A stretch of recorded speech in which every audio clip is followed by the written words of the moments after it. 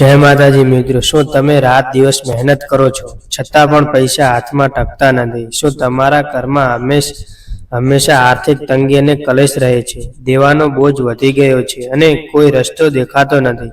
તો થોભી જાઓ, આજનો આ વિડીયો તમારા જીવનની દિશા અને દશા બંને બદલી નાખશે.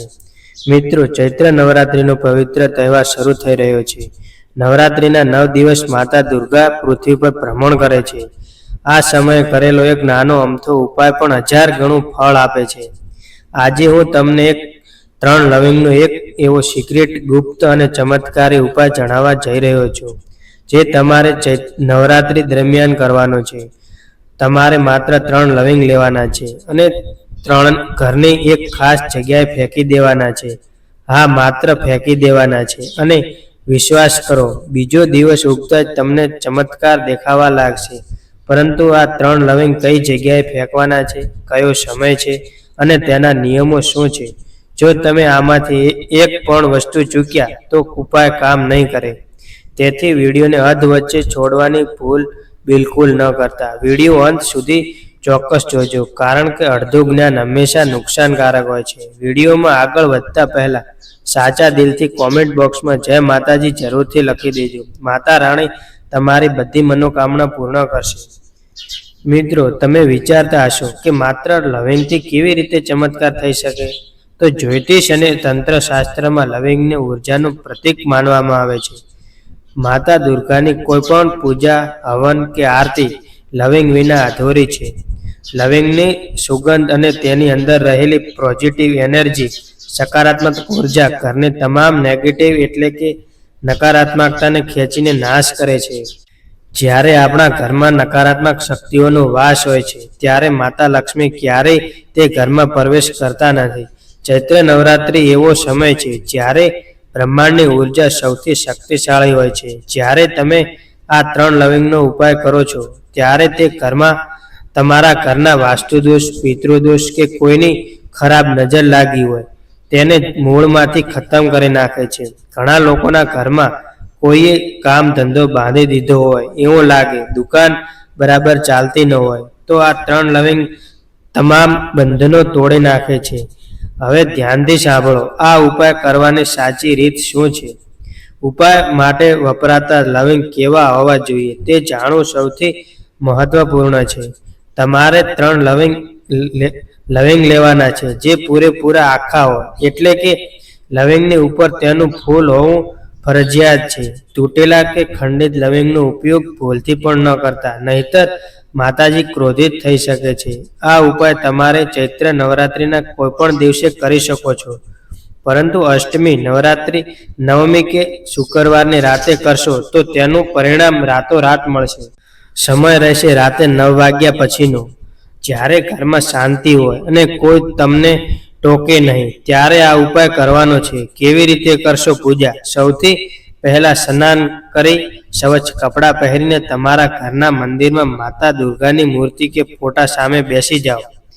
એક ઘીનો દીવો પ્રગટાવો. હવે તમારા જમણા હાથમાં પહેલું 3 આખા લવિંગ લો. આંખો બંધ કરીને માતા લક્ષ્મી અને માતા દુર્ગાનું ધ્યાન કરો.